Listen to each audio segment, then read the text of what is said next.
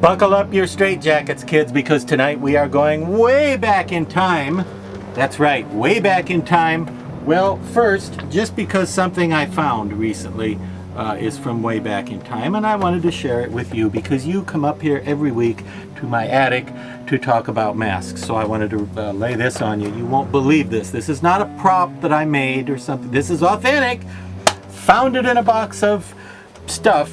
This is a mask catalog, which you can see says DL Studio. This was a mask catalog sent out by me back in the early 1980s. I was a kid and I was selling masks, in other words. And if you look closely, those of you who are familiar with my style of illustration will recognize early Dr. Lady artwork right there where I did my own mask catalog cover. And the amazing thing about this, again, I was sending these out in the old days.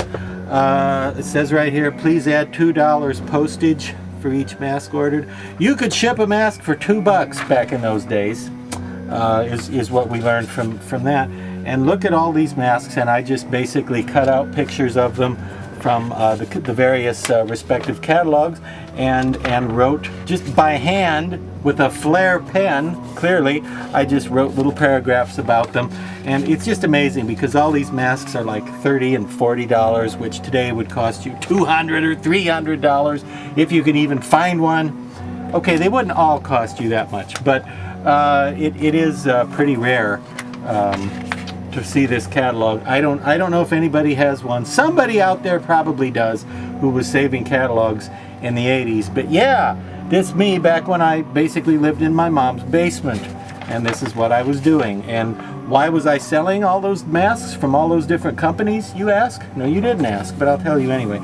We have masks in here from Savage Eye and Cesar and Don Post and who else? Distortions Unlimited, Frank Kaufman, Joe Reeder, all kinds of companies. A lot of nice Savage Eye masks. Those are pretty rare today. Did you see that? Isn't that cool? Savage Eye mask right there. The reason I was able to do this was because I got most of these masks from Morris Costumes. And obviously I would get them at a lower price, an affordable price. I was getting them at a wholesale price at the time from Morris Costumes. Not because I deserved it, just because Phil Morris was so wonderful and he liked me a lot, and he had me do illustrations for his catalogs back in the day, and I drew a lot of cartoons for him and stuff like that there.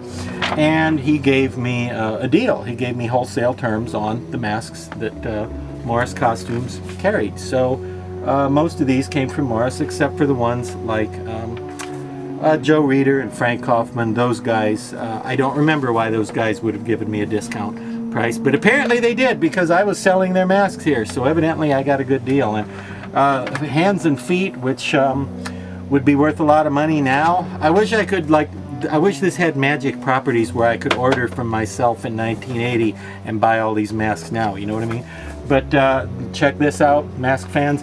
Styrofoam head forms, I was selling them for $2, which means I had to be getting them for less than that to sell them for $2. But wow, a rare thing right there. Why do I bring that up? No reason other than that I just happened to find it and I thought you might be interested.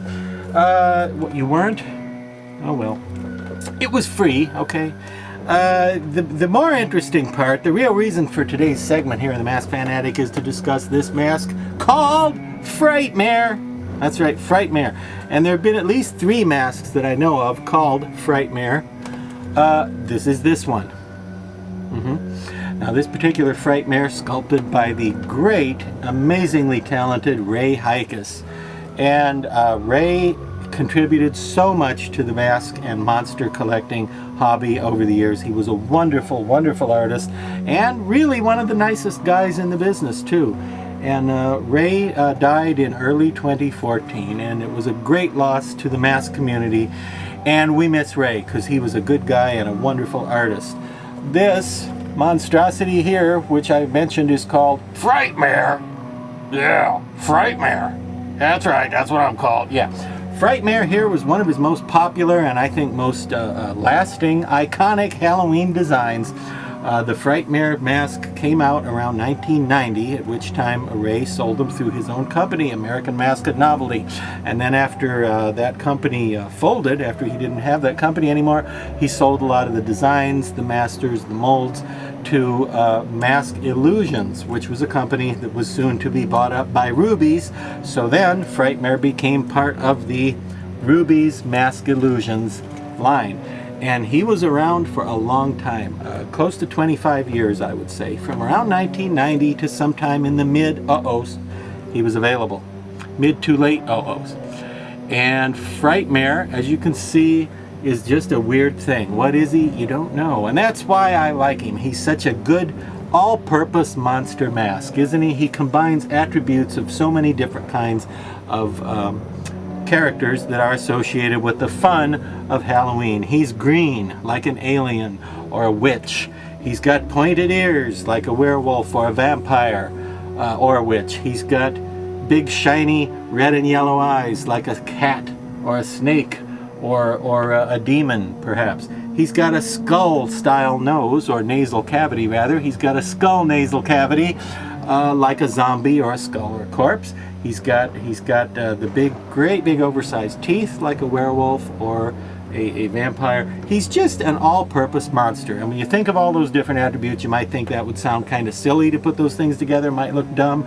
Ray made it work. Ray put those things together in a way that made sense and kind of looked like a monster that's so classic that even though he isn't from any movie, you kind of look at him and think, oh, monster, and you kind of almost feel like you've seen him somewhere before, even if you haven't, because he's such a great combination of so many styles of monster facial structure and facial features. But he may have turned up in a movie in a Halloween party scene, but none that I'm aware of. If you've seen Frightmare in a movie, you should let me know.